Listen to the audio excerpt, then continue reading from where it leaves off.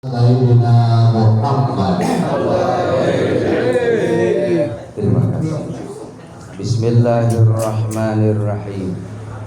Assalamualaikum warahmatullahi wabarakatuh. Alhamdulillah, salatu wassalamu ala Rasulillah Muhammad ibn Abdillah.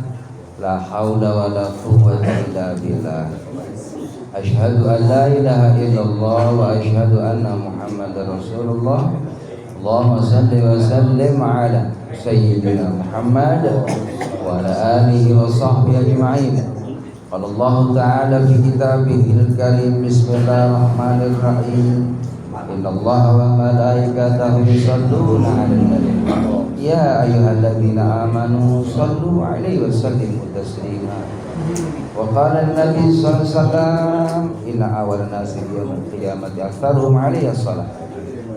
Sadaqallahu sadaqa Rasulillah sallallahu alaihi wasallam, nasalul husnal mahabbah wal mutaba'ah nabiyina Muhammad sallallahu fi aqwalihi wa af'alihi wa ahwalihi bi rahmatika ya arhamar rahimin. Alhamdulillah rabbil alamin. Para sesepuh tokoh masyarakat, para alim ulama, para setin, para hujjah, terkhusus ketua majelis taklim Bapak Ustaz Haji Ahmad, semoga beliau diberikan kesehatan oleh Allah Subhanahu wa taala. Juga yang saya hormati guru-guru kita yang hadir, alhamdulillah, yaitu guru-guru kita taklim malam Kamis dan malam Jumat ya. Semoga insyaallah senantiasa mendapatkan barokah dari Allah Subhanahu wa taala. Yang mohon maaf saya tidak sebutkan satu persatu, tidak mengurangi rasa ta'zim saya.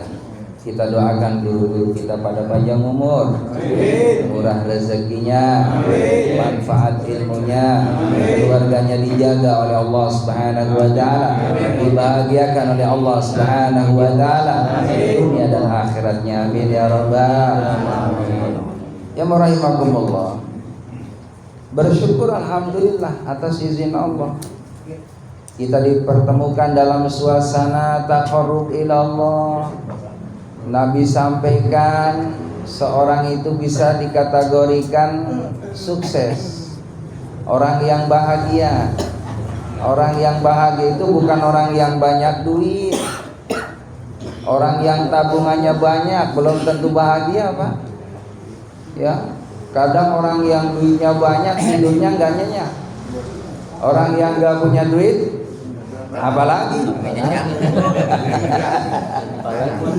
orang yang gak punya duit apalagi. Yang membuat bisa tidur itu apa? Hatinya tenang. Makanya relaksasi dulu tuh sebelum tidur. Ikutin amalia sunnahnya, baca Fatihah, baca Al-Ikhlas 3 kali sama dengan menghatamkan Quran. Al-Falaq biar kita dijaga sama Allah. Anas biar kita dijaga sama Allah. Alif Lam Mim sampai selesai, ayat kursi sampai selesai, akhir Al-Baqarah sampai selesai. Biar apa? Biar rumah kita adem, biar rumah kita ini enak, nyaman, tenang. Biar beras hanya 10 karung, tenang. Alhamdulillah. Duit di bank gak usah banyak, paling tidak 5M. Alhamdulillah. Di 550 juta ya kan. Jamaah yang dimuliakan oleh Allah Subhanahu wa taala. Rasa mahabbah, rasa cinta kita kepada Nabi Muhammad sallallahu alaihi wasallam. Orang yang aku demen, Pak, jangan pelit sama sholawat. Kata Nabi, tahukah kamu orang yang bakhil di dunia? Orang yang enggak mau sholawat sama Nabi itu orang yang bakhil. Padahal kita ini menjadi asbab Rasulullah hadir di muka bumi itu. Dengan asbab beliau kita ini dimuliain sama Allah.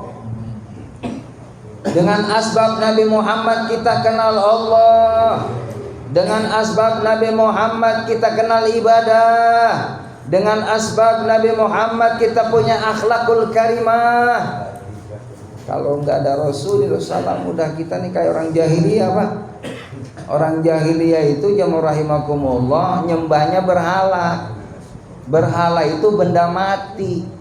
Wong yang bikin dia kok disembah sama dia. Secara akal aja kan kayaknya orang nih nggak jelas. Ya, yang jelas itu jamu rahimakumullah. Lihat tuh ayat kauniyah, ayat kauniyah. Ayat kauniyah itu ada alam beserta isinya, langit gak perlu tiang. Siapa yang ngejaga? Kalau nggak ada yang ngejaga runtuh Pak. Melalui malaikatnya Allah yang diutus sama Allah. Wahai malaikatku, jaga langit sampai hari kiamat. Terus malaikat nurun. La ya'sunallaha ma amarahum wa yaf'aluna ma yu'marun. Yang namanya malaikat itu tugasnya nggak pernah maksiat sama Allah. Kalau disuruh sama Allah, malaikat jaga langit sampai hari kiamat, nurut Pak, nggak pernah bilang capek. Coba kalau malaikat bilang capek lepas satu Pak, miring, ya kan? Miring tuh langit, betul nggak? Coba malaikat jaga tuh sampai hari kiamat. Ada yang malaikat ditugaskan sama Allah, ya malaikatku jaga lautan biar jangan naik ke daratan. Dijaga tuh Pak lautan sama malaikat.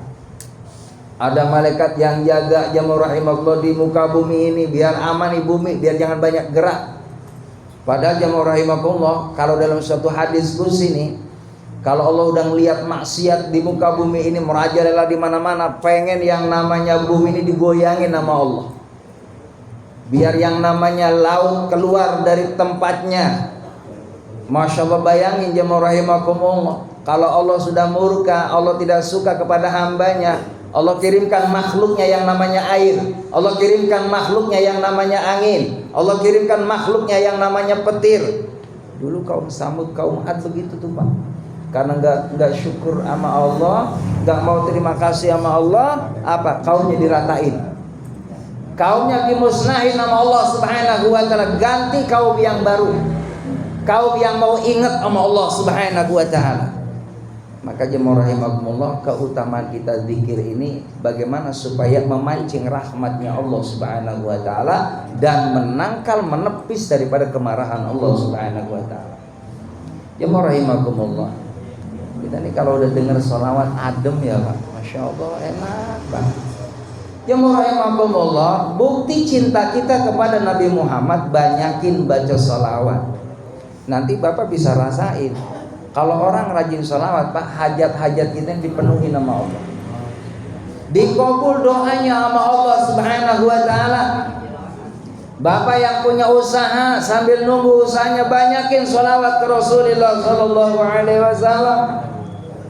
Anak kita lagi mengenyam pendidikan, lagi nuntut ilmu, Bapak bantu sholawat, banyakin ya Allah, asbab wasilah sholawat. Mudah-mudahan anakku pada cerdas-cerdas semuanya, amin. Soleh-soleh semuanya, amin. Solehah-solehah semuanya, amin ya Rabbal. Apa keutamaan orang yang sholawat? Ini jamaah rahimakumullah, banyak banget keutamaannya.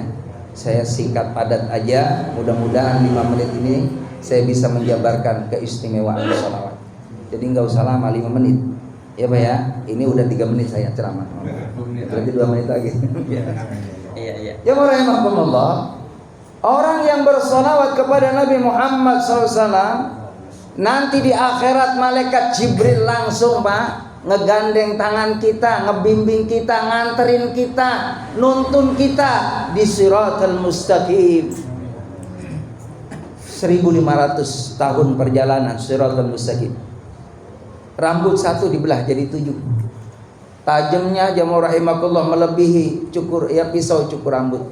Kata ulama, tajamnya lebih tajam daripada silet. Allahu Akbar. Kecil Pak. Itu di bawahnya neraka jahanam yang 3000 tahun Allah nyalakan, begitu dahsyat panasnya. Maka orang akan melalui yang namanya jembatan Shiratal Mustaqim yang di bawahnya begitu dahsyatnya api neraka yang dinyalakan oleh Allah 3000 tahun. Maka malaikat Jibril menghantar dia di atas Shiratal Mustaqim dengan mudahnya orang yang banyak salawat kepada Nabi kita Muhammad sallallahu alaihi wasallam.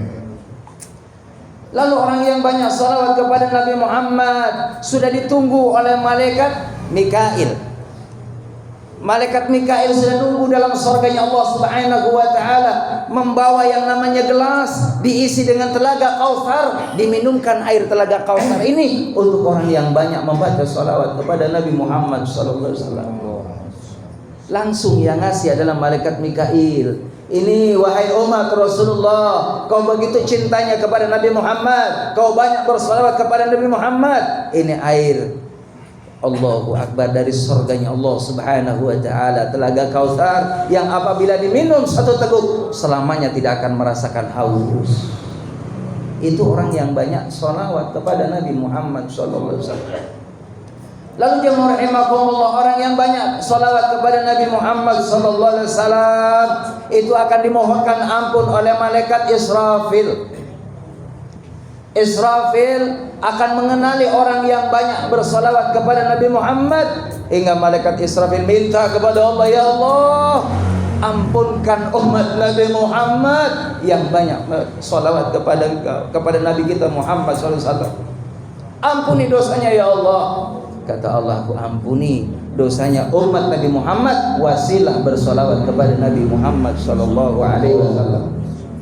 Lalu yang terakhir yang rahimakumullah, 4 malaikat, yang satunya malaikat Israel pencabut nyawa, ini yang ditakuti oleh semua manusia. Bahkan Israel yang rahimakumullah kan nanti makhluk yang terakhir selain Allah Subhanahu wa taala, kan yang maha hidup Allah selamanya. Selain Allah mati Pak, termasuk malaikat Jibril, Israfil, Mikail, Israel terakhir. Israel jamaah rahimahullah kebingungan. Ini sudah aku cabuti nyawanya ya Allah, semua makhlukmu. Lalu tugas yang terakhir siapa yang nyabut nyawa aku? Dirimu sendiri. Dicabut Pak nyawanya oleh dirinya sendiri. Kata Israel, sakit ya Allah. Apalagi yang namanya manusia jamaah rahimakumullah. Israel aja merasakan sakitnya yang namanya tarikan cabutan nyawa. Lalu ada umat Nabi Muhammad sallallahu alaihi wasallam yang tidak merasakan yang namanya sakaratul maut, dicabut nyawanya dengan mudah, laksana yang namanya rambut diambil dari atas tepung dengan mudahnya, dengan lembutnya. Siapa mereka? Orang yang banyak bersalawat kepada Nabi kita Muhammad sallallahu alaihi wasallam. Maka kata malaikat Israel, orang yang banyak bersalawat kepada Nabi Muhammad, nanti aku ketika disuruh oleh Allah untuk mengambil atau mencabut nyawa seorang hamba umat Nabi Muhammad SAW, aku dengan penuh hormat kepadanya, dengan penuh kasih sayangnya, sehingga tidak terasa roh itu berpisah dari badannya. Jemaah rahimakumullah, yang namanya Israel itu saben hari sibuk Pak, karena setiap hari ada yang lahiran, ada juga yang meninggal.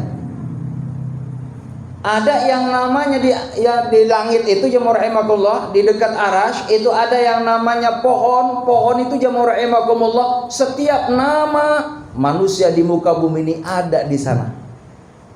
Ada namanya di pohon itu, di setiap daun Pak. Jadi saben hari daun yang ada di pohon itu dia jatuh Pak. Maka Allah perintahkan, ya Israel, ambilin tuh daun-daun yang jatuh dari pohon itu. Itu nama-nama yang hari ini dia akan menghadap aku, kata Allah. Allahu Akbar. Dalam kitab Tabiul Ghafilin, namanya malaikat Israel itu datang ke rumah kita 70 kali Pak. Bolak-balik dulu 70 kali ke rumah kita. Jadi hafal betul orang yang ada di rumahnya, kelakuannya sedang ngapain tahu Pak. Yang lagi tilawah Al-Quran, Israel paham. Yang lagi zikir, yang lagi sholawat, yang lagi terus ingat Allah Subhanahu wa ta'ala, bolak-balik dulu tuh yang namanya malaikat Israel, hafal betul amaliyahnya. Maka jemaah yang dimuliakan oleh Allah Subhanahu wa ta'ala, kalau memang masih panjang umur Pak, ya aman itu. Datang 70 kali ke rumah kita, kalau memang masih belum waktunya ya bolak-balik ya aman. Tapi kalau sudah waktunya, diambillah daun tadi jamaah rahimakumullah, dilihat namanya. Namanya untung nggak pakai abjad jamaah rahimakumullah ya. Coba kalau satu kampung ini pakai abjad, huruf yang pertama A. Siapa dulu Pak? Ada Pak Agung, Pak ya Pak Arif pada. Pak Arif, Anton. Terus huruf A semuanya habis. Yang kedua B. Bambang, ada Bambang? Basuki. Bagio. B habis, besok C. Kalau saya Hamim Pak Ustaz, agak lumayan tengah saya. Begitu. Ya, jamaah rahimakumullah, dirahasiakan nama Allah, bukan pakai huruf abjad, hadirin. Itu atas ketetapan Allah. Allah suruh yang namanya pohon tadi, wahai pohon, sipulan-sipulan ini atas izinku dia jatuh. Maka ketika jatuh dibuka jamaah rahimakumullah, pulang alamatnya di desa ini, jamnya jam sekian, asbabnya asbab ini. Itu ada, Pak. Jadi makanya yang namanya kematian mah nggak bisa diundur, nggak bisa dimajuin, Pak. Saya punya pengalaman itu, mohon maaf. Allahu Akbar. Ini Pak besok mau hajatan, malam syukuran, Pak, tahlilan, ngundang warga. Itu baju buat nanti bakal nyambut warga datang, jamaah datang, tamu datang, ada di situ. Blangkonnya ada, Pak, keris ada keris. Yang namanya orang Jawa, Pak Haji. Udah siap, Pak. Ternyata apa jamaah rahimakumullah? Malam masuk rumah sakit. Pagi-pagi Masya Allah, Allahu Akbar. Orang pada datang jamaah rahimakumullah. Sohibul bednya ada di rumah sakit, apalagi diinfus. Ternyata nggak ada umur jamaah rahimakumullah, nggak bisa nyaksiin anaknya menjadi wali tadi.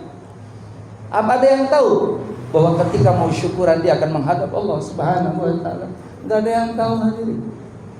Maka yang namanya kematian datangnya tiba-tiba. Al-mautu ya'ti baghtatan. Jangan pernah kita lupa namanya kematian. Semakin banyak ingat kematian, semakin mawas diri, dan semakin kita menjadi orang yang tidak pernah lupa kepada Allah Subhanahu wa taala. Mudah-mudahan kita termasuk orang-orang yang selalu dijaga sama Allah Subhanahu wa taala. Ingat tentang kematian dan jangan takut dengan kematian. Yang perlu kita jadi renungkan bagaimana apa yang perlu kita persiapkan setelah yang namanya datang kematian. Illa amalin shalih, kecuali satu, amal yang baik. Mudah-mudahan kita insyaallah terus sibukkan dengan amal baik hingga dapat husnul khatimah. Itu saja yang dapat saya sampaikan. Terima kasih. Mohon maaf batin. Assalamualaikum warahmatullahi wabarakatuh.